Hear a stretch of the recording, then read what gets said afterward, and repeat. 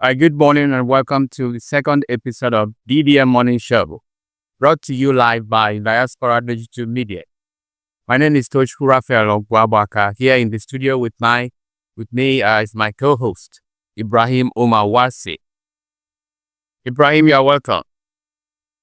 Thank you for having me over. I don't think I heard that.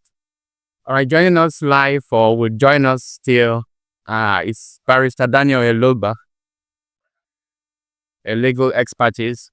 All right, today is Wednesday, July 23rd, 2025, and we are set to explore some of the most pressing stories shaping Nigeria and its diaspora communities.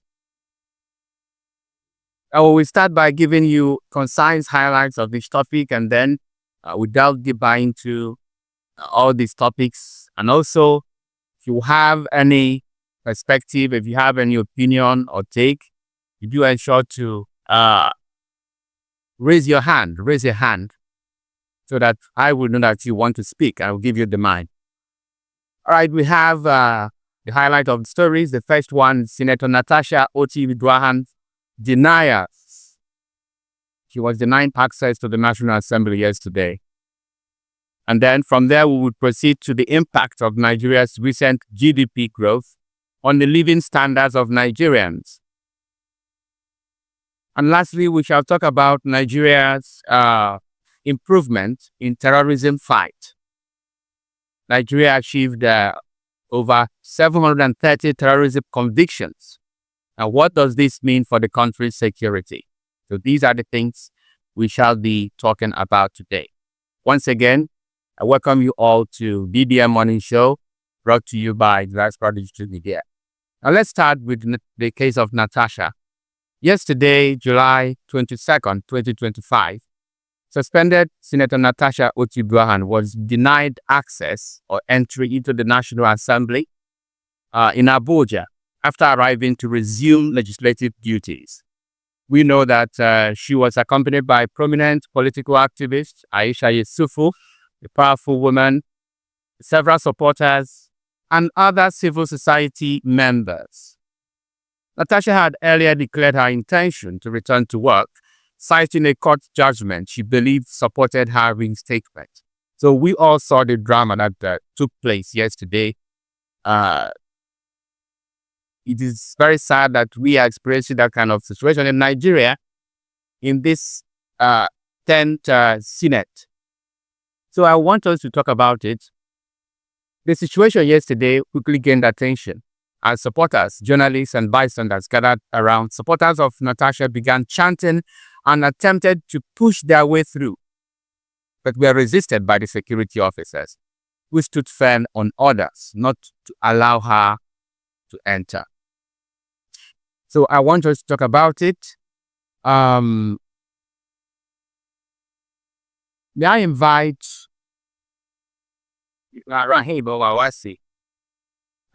What's your take? I believe you watched the whole drama yesterday. What do you think about it? And what does it entail for, the freedom of speech, the freedom of women in Nigeria? What does it tell? Well, Mr. Ultra saying good morning and good morning, viewers. It is quite uncalled for that in Nigeria we doesn't respect democracy, and democracy is being raped on a daily basis. Denying Senator Natasha entry into the National Assembly while the courts call on the Senate to lift their suspension on her is quite uncalled for and is something to worry about. Definitely, the matter is still in courts about the sexual harassment allegation from Senator Natasha. Whether or not she's right, that's not the point. The point is she deserves a full right to have access to the National Assembly because the court has ordered the National Assembly to lift the suspension. So that's my take. And it is quite sad, as you rightly said, for the Nigerian Senate to deny her inherent rights to have access to the National Assembly complex. That's very, very sad. And democracy is bereft. All right, we have been discussing Natasha and the saga that took place yesterday. We know that uh, security was unusually tight at the National Assembly, with several police patrol vehicles and more officers than usual stationed at the gate of the National Assembly. And even all cars and visitors were subjected to thorough searches, resulting in long queues and restricted movement near the parliament. So it was something that was an eyesore in a country like Nigeria.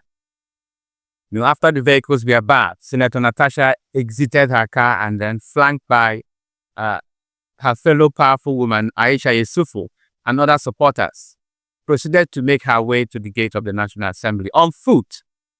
They were literally walking like soldiers, who wanted to fight a battle, drawing further media attention. So, and this calls seriously for attention for the women's rights in Nigeria, because it is this kind of courage and this kind of aura that she exudes is rare in Nigeria, where politics is meant to be, is traditionally, men's affair. And also it points to the fact that we do not take sexual matters, matters of sexual exploitation seriously, because all these things started,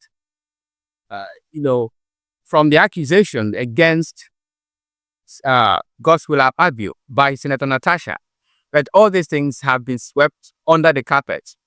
We have been chasing the shadows and leaving the substance, which is the sexual exploitation, sexual, I don't know what to call it, but it shows how disrespectful, how depraved we have become, especially the political class in Nigeria. So I want us to talk about it. Who else wants to speak? NSF Jole, are you with us?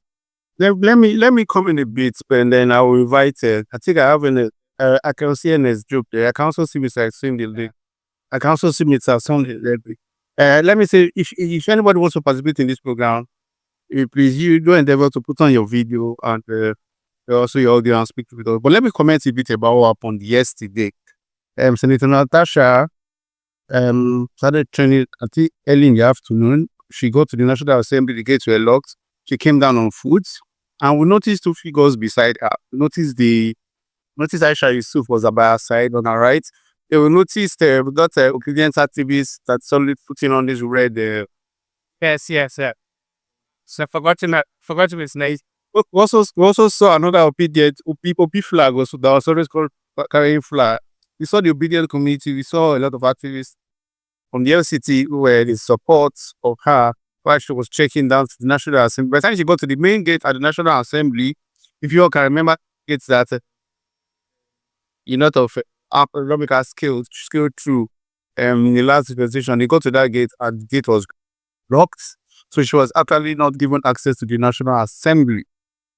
And so issue that like this, I think the National Assembly under Akpabio is so adamant and only thinks of themselves, and they are not thinking about the fact that, look, internally they are having squabbles within themselves.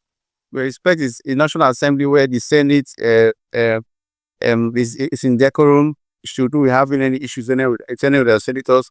Don't forget that the ones had an issue with Udume, the particular senator that was suspended for about 3 or 4 months under, I think, the same leadership, or I think the last one. It shows that they don't care about what people think about them, and they don't care if there's any backlash or anything. Akpabio seems to be adamant. We pray that we're able to go through this nightmare of lawmakers who don't think of whatever is happening in the country, whether the insecurity or the economic downturn. Pray that we are able to scale through all this and get a better National Assembly. People still think that the best National Assembly that we ever had was one we had under Saraki, and then where you don't do the bidding of the presidency. What happened yesterday shows that they have this day for even for the other agenda, and even for for what to whatever the people think. They don't even care. Um, well, to me, this is the lowest National Assembly we ever had when it comes to thinking about what the larger populist thinks. Thank you. I don't know. I think I saw somebody. Okay, I saw some guests, but I think they are actually gone. Over to you, Mr. Tuju. All right, thank you. You're giving your a beautiful insight. And now, since we don't have any more take, let's go into the second topic we have today, which is Nigeria's gross domestic product. Recent reports from the National Bureau of Statistics show that Nigeria's GDP grew by 3.13% in the first quarter of 2025, that's this year. And this is the highest that we have had since 2014, driven largely by, services and industry sectors. However, despite this growth, inflation remains high, over 20%, and poverty is still widespread. We still have a poverty rate, being reported by the United Nations, and Nigeria is at the top. Many Nigerians are not feeling the benefits in their daily lives. Experts caution that economic expansion must be translated into inclusive growth to improve livelihoods, and not just telling us that, there has been some improvement in our GDP. So the question now is, how does the GDP improve or translate, or what relationship does GDP have with the living standards of the average Nigerians? So, because we keep hearing that this is increasing, our GDP is increasing, our GNP is increasing, but the ordinary Nigerian, the average Nigerian is still hungry. The average Nigerian is still living on an empty stomach. So, let me hear your take, Mr. Ibrahim Umawase. What do you think about this take? What is that? All right. Can you hear me? Are you guys? Thank you. Thank you very much, Pechku, Rafa. And gross domestic product (GDP) is often treated as a maker of economic progress. Yet, for millions of Nigerians, GDP growth feel like a distant statistics, disconnecting from the daily struggle of food, water, security, dignity. But why does a raising GDP, the same way you ask, does not translate into rising living standards for average Nigeria? Here is a little breakdown for you to understand the root cause. First and foremost, there is unequal distribution of wealth in Nigeria, which is the major factor. The richer get more richer, the poorer get more poorer, and widening the gap between poverty and the rich and the poor. This always widening inequality in Nigeria, which is one problem, because the people that control the resources of the country are very few. 1% of Nigerians control the vast majority of wealth, commonwealth of the country. That's number one. And the second key problem is jobless groups, because our population, Nigeria is oftentimes considered as, should I say, a populous country, because our economy is not going in consonant with our population.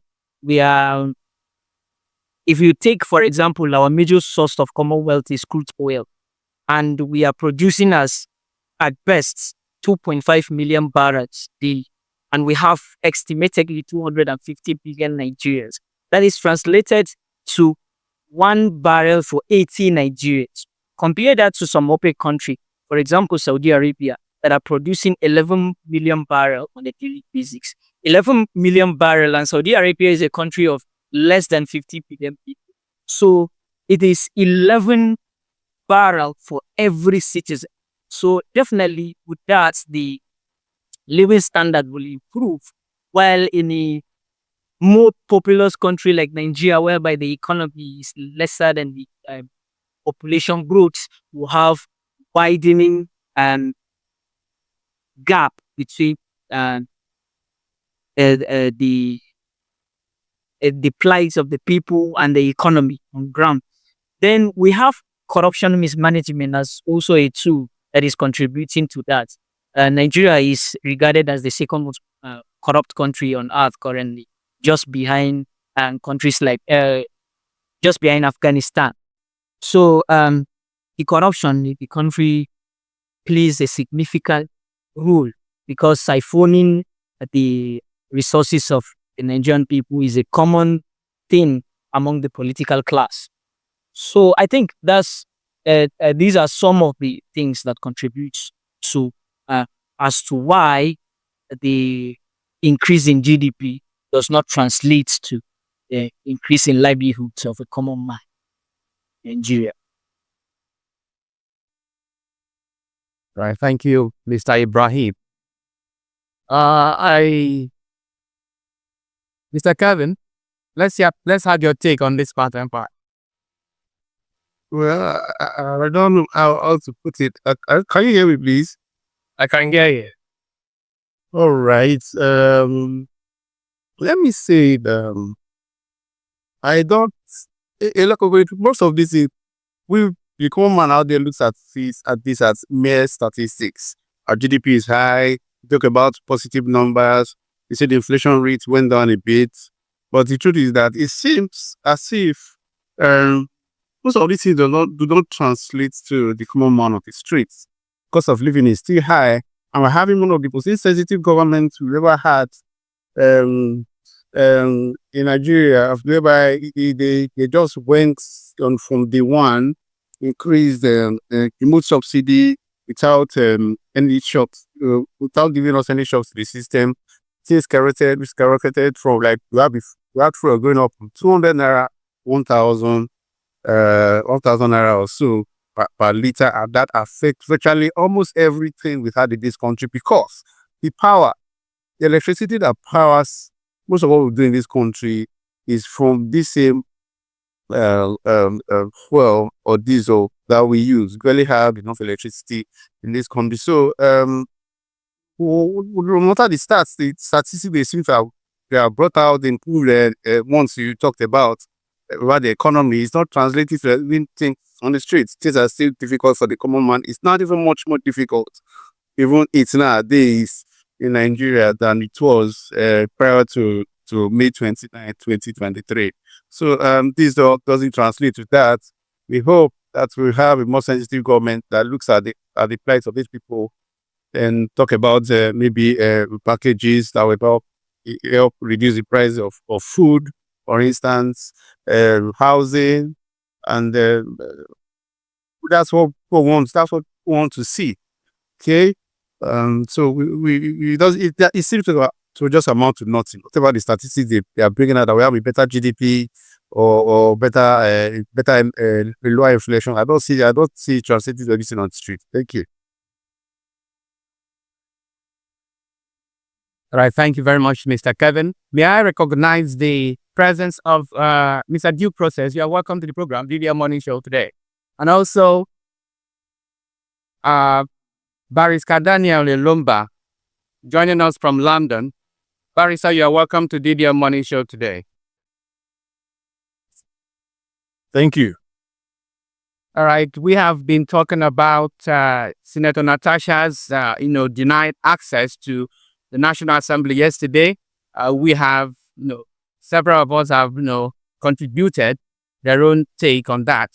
I don't know whether you have anything to say on that. What is your take on what happened yesterday?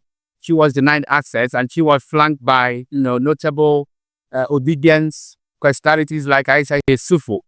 She wanted to, resume her duties as a senator, but she was deprived of doing so. Well, I think I don't know what has been said. Sorry, I joined late, but Okay. any incisive analysis of what happened will include considering the constitutional and institutional context. Who stopped her from going in? If she's an elected senator of the Federal Republic, does anybody have the right from representing her constituents? So we also have to examine the National Assembly's rules regarding membership, credential acceptance, eligibility checks, and induction. So these are some of the. I don't think we have enough time to go into these institutional and legislative contexts. And then we also want to talk about the political dynamics. So considering the political dynamics will include analyzing whether this reflects a broader factional dispute or a legitimacy challenge within a party or between the executive and the legislature. Is there executive interference, or is it just about withdrawing her credentials as a member of the Senate? And what about another issue you have to analyze to come to a good analysis to consider the democratic norms. What are the implications for separation of powers, rule of law, legitimacy, and so on? So I don't think we have enough time to go into these because there are a lot of issues to be discussed on that issue. But I think if we want to actually get into the correct analysis, we may want to interview a member of the National Legislature, Ababu, Natasha herself, or any other member of the National Assembly to give us an insight into some of these issues I've mentioned.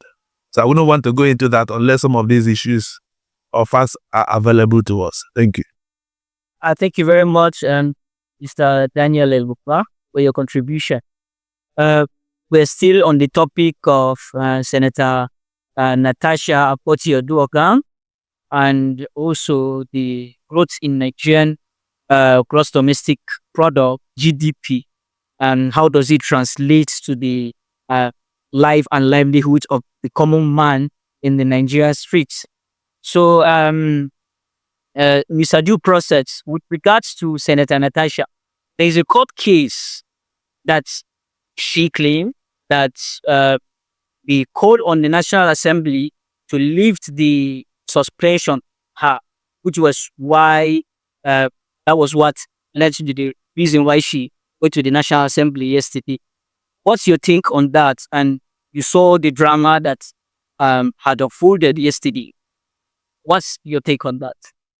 Yes, it's a beautiful morning from Abuja. The nice time to be on the show, DBM Money Show. It's just a display of rascality of the National Assembly. I'm not speaking from the point of law, but again from the point of what I understand to be a norm in a society that practices democracy. Nigeria as a country has not been able to prove rights in terms of respect for the rule of law. The court is supposed to be, the court's judgment is supposed to serve as the roadmap to any legislative decision that is supposed to be taken against Senator Natasha. Unfortunately, the institutions that are expected to be lawmakers are not lawbreakers. The court saying the suspension of Natasha is illegal and that she should be installed as the senator to represent her constituency. Yes, because of the egos of Senator Padu, he insists that she must not be allowed to understand. And the police ordinarily, one expect that the police should understand the law and stand by it. The police are supposed to be the ones who ensure that Senator Natasha's rights as a senator is preserved. But then the police, they don't follow the constitution, they follow order from above. So if they are both say go and open fire, they will go and open fire. If they are both say go and destroy, they will go and destroy. They have no consideration for the Nigerian constitution. They have no consideration for the rule of law. They have no respect for the Nigerian citizens. Alike, ugly incidents that happen in Abuja where police open fire on innocent protesters. All these are wrongs. Flagrant abuse of power. The police have not spoken to obey the Nigerian constitution that gives rules for what? Freedom of association, the right to protest. So all these are chains of abuse of the rule of law that is no more a new thing in the circle of Nigerian politics, given the advent of APC in 2015.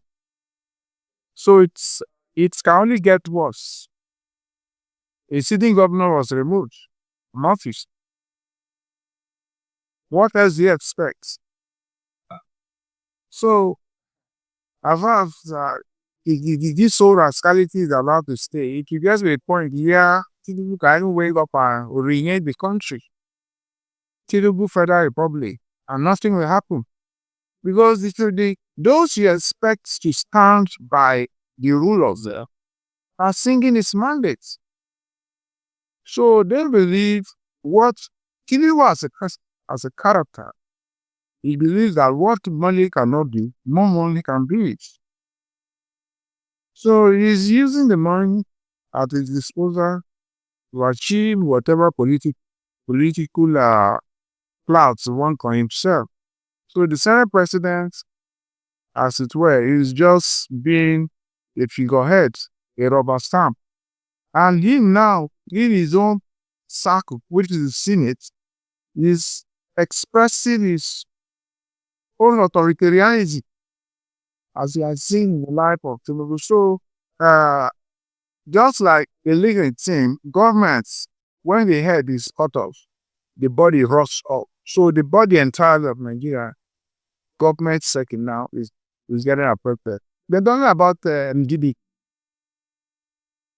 Any GDP that have no reflection on the lives of the average Nigerian masses is just a whole lot of academic exercise that have no any relevance in the realities of the Nigerian masses. I watched a video where Dangote was explaining the challenges he faced running a refinery in Nigeria. I mean, try to explain this to me. That's a country, oil producing country, Nigeria, that is now host to a refinery company, otherwise known as Dangote Refinery, is now importing crude oil from Maryland. But one of the saddest thing is where most of the crude oil we import come from a very small country. By landmass is smaller than Lagos. And Lagos, by the way, is the smallest state in Nigeria by landmass. We import our country, our crude oil, nearly, I think, 70% from Malta, a very small European country. By population, that country is, I think, less than Asian. The memory has been alleged said to belong to Tinubu. The American that is not selling crude to Dangote, I don't understand. These are the things that makes me to go out of my way to say some things. So, Telugu itself, as far as I'm concerned, it will last so for the mass. If it doesn't work out, then it will never work out until the masses rise, rescue themselves. Because this bunch of criminals in power, they have no any regard for the constitution. And they keep repeating this to us. It will get to a point where the people no more go to courts. Yes, in 2027, I don't see any meaningful opposition deciding to go to courts. Because you already know who's waiting for the court. You need to go. So the court now not so useless in the country. With all due respect, the judiciary need an overhaul. And that overhaul will start from the 1999 constitution. That's not a constitution for the people. It is anti-people constitution because we were not there when the decision was reached. It's a military constitution that was handed over to the Nigerian people. The people need to sit in a round table to decide for themselves. And I'm calling on BDF, well-meaning Nigerians to come together and have this conversation. We can hold us together and be able to come up with a blueprint. Recently there is this constitutional amendment process that is being spearheaded by the passion. I was also in attendance. But when you look at the arrangements, those at the helm of affair at the patriot, I did not see the reflection of the young people in in making contribution to the amendment of the constitution. Whatever you are doing in Nigeria, correct it. And it's not involving young people. That is not stand.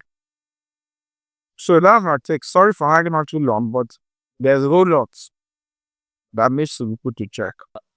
And that's a very insightful uh, contribution. Thank you for your contribution. And with that, we'll move to the third topic, um, which is Nigeria recently achieved over 730 terrorism convictions, which means they convicted more than 730 terrorists. What does this mean for Nigerian security? What does this mean? Each terrorist, can you shed more light, please? I said Nigeria achieved more than 730 terrorist conviction. They convicted more than 730 terrorists recently in the Nigerian government. So what does that mean to Nigerian security? Are we going forward or going backward? Clearly, since these convicted terrorists are Nigerians, is it a good news for Nigerians or a bad news? When it comes to terrorism, I've always made it very clear. Before you arrest the terrorist, you should be very, very, very strategic in getting to the sponsors. I watched a video where the Fulani man said, today everybody is accusing Fulanis of the strong community, kidnapping, killing, terrorism. But then the people of Nigeria are said to ask, how did this gun get to the Fulanis? Whom previously, all they do is to rear their cow using their stick, their cutlass. Yeah, about the third topic, I'm shocked. I am stunned that we have about 732 convictions. With 732 terrorists who have been convicted in this country. I don't know if that statistic is real or the government just want to put out something out there. But if you ask me, there is serious security crisis in this country. In Zamfara, in Kebbi, in Sokoto, in Borno, there are a lot of these terroristic activities are still ongoing. You have bandits on the road. You have those who are kidnapping. It's still ongoing. We have situations whereby people, a lot of them have actually gone to move with this. We've not seen any conviction. All of a sudden, the government is going to tell us that they've had 732 terrorists that have been convicted. And I don't know whether they're in jail or not. It's stunning. If we have that and we are still having insecurity, that I believe that there's something wrong with us in this country. I don't believe in that. It's such statistic that we have 732 terrorists or Boko Haram terrorists or whatever, or bandits that have been convicted. We still have Belutoji, the wanted bandits in Zamfara, who is still living larger, who has not been captured. We even have a new terrorist group that just surfaced in, I think, the Zamfara Sokoto axis, the Lakurawa group. You have one that even surfaced in Kwara. People are still out there, do a lot of terror activities. We have never seen them being caught by the security agencies, always of a court case. We have not seen any court proceedings. All of a sudden, the government is telling us on paper that we have 732 Boko Haram people, Boko Haram members of bandits who have been captured, who are convicted, and yet people to travel from one town to another takes the grace of God. If one is never kidnapped, these people are out there in the bushes. I don't believe in that stats because, like Nabobu will say, God is audio convictions. They are not real. So this security is still the number one problem we have in this country, and also the economy. But bringing out such numbers, I don't think this COVID is serious at all. In fact, the opinion in most people's mind right now is that this government is more serious about getting re-elected in 2027 than thinking about protecting the life and properties of its citizens. Thank you. Thank you very much, Mr. Kevin. Mr. Due Process, you can come back. Yo, sorry, I got shut out due to network here. From our audience, what do you think? From one hand, you can see that Nigerians have achieved a lot by convicting a lot of terrorists that have been terrorizing our society for years. But in the other hand, those who were convicted are Nigerians, and this is a blow to us as Nigerians that we have 730 people who are terrorists convicted ones. So it can be it could be a good news or a bad news at the same time. So that's what we're discussing. If you have contribution, you can indicate by raising your hand. It's a due process. So the conviction to them, government of propaganda, all they depend on is to just get something and put it out there and create the impression that they are working. My brother, they are doing nothing. If you watch the video where a number of young people are out there at the National Assembly protesting alongside Senator Natasha. All right, so you see the young man that was protesting, telling the police with their face how the military was able to stop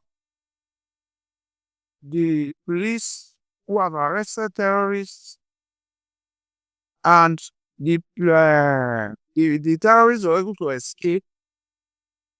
My boy, whatever is going on in Nigeria, it's a deliberate attempt. The government is fully involved in it. Even the situation that happened in Benue recently, where over 200 were killed, there were intelligence on this whole arrangement that happened before the attack. But Nigerian security did not take any action. You know, the only time in Nigerian security have intelligence is when protests want to start. When the old people are putting their heads together to organize protest, they will come up and tell you they have intelligence that some troublemakers want to gang up against the government here and there. But when it comes to doing their work, they are not being. Go to Nigerian prisons, the cell, the police cell. How many terrorists do you see there? Especially where terrorists are treated like heroes, so uniform, give well fed more than the Nigerian military. Then you tell me that government is ready. You tell me the government is fighting security. Come on. Recently, there's a video that circulated on net where two Fulanis were carrying AK-47 on bike. They drove along the expressway. Till date, have you heard anything about arrest? The moment it happened now, everybody be reacting. Nigeria's security architecture is designed to react to situation, but not designed to be proactive. So until we have a government of the people, we are not making any progress. Forget about whatever statistics they are trying to put out there. To them, it's politics. All that occupy their mind is 2027. Drive around the city of Abuja. All around the city, all you see is Tinubu poster 2027, 2027. They are overwhelmed with politics. Both the business of FCC minister going to Edo State, where you have mirage of activities to conduct in FCT. But he has done there because Monday Okudbulu was able to fire the right bullet that was handed over to him against Mr. Bitobi. So the right is there to give you the moral support to do more. So we have a lot of our problem, and until we achieve that, a very powerful and resistant opposition, we are not going to make any meaningful progress. And the coalition that one will look up to as a solution, I hope they are not going to get it wrong, because from what is happening, from the grumbling that is coming in now, it's not a good one. But I hope I expect them to get it right. So sorry for digressing to so many angles, but that's the Nigerian situation. There are a whole lot of things that are determining what is happening every day. We woke up from one problem to another. What happened yesterday? A new one will happen today. Just watch out. That's it, everyday drama. That's Nigeria for us. Huh? Yeah, yeah, and Mr. Tochiku, I does. Okay, you're not yet here with us. Mr. Kevin is still on the topic. Jesus, I just want to say we got it all wrong a long time ago. I don't know. Say was it one of these Nigerian leaders that said it? I think it should be Abacha or so that if insurgency or a terrorist act like this continue for more than 24 hours or 48 hours or so, I don't know what he said, then the government has its hand inside.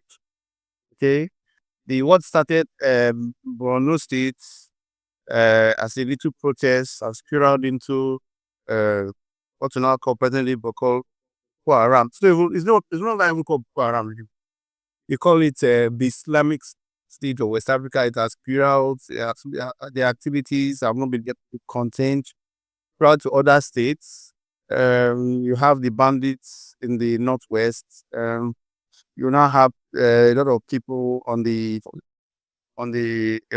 forest who are doing a lot of atrocities. And people down south, even down to Calabar, are complaining about this whole funny terrorist activities. We've not been able to manipulate it in the bud at the beginning. But God help us if we are able to do it at this time when it has spread to almost all parts of the country. Uh, Getting 732 convictions does not impress me one bit. What we did is a good security apparatus that will make a lot of people in the country to sleep with their two eyes closed. Okay, so I don't know what the government is trying to do, trying to hype us with their statistics, but if you go out there, it's a different thing entirely. We are seeing some of the same thing we were talking about when we talked about the first topic, when the government said our GDP is becoming better, they will say we're having a lower inflation rate. But if you go out there, the Indomie you bought, then even if the state inflation has gone down, the Indomie you bought for 1,000 or 700 is still the same price. Okay, it doesn't translate to anything on this. The government should sit up and stop all this propaganda or audio policies and whatever they call it. That's my take generally. They should be more practical. I think this government has failed.